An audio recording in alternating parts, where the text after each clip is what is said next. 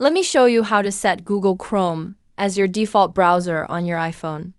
If you'd like links to open in Chrome instead of Safari, I'll walk you through the process.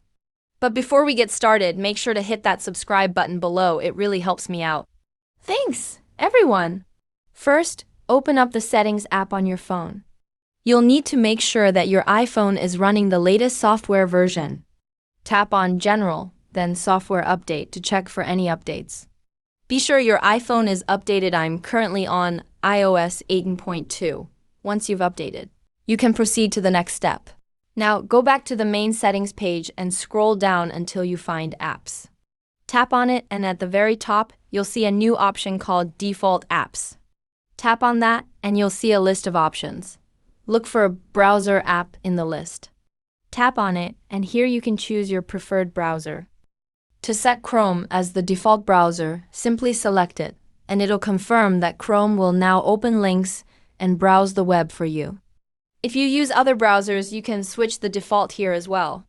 Now, whenever you receive a link in a text message or email, it will automatically open in Google Chrome instead of Safari. I hope this tutorial helps.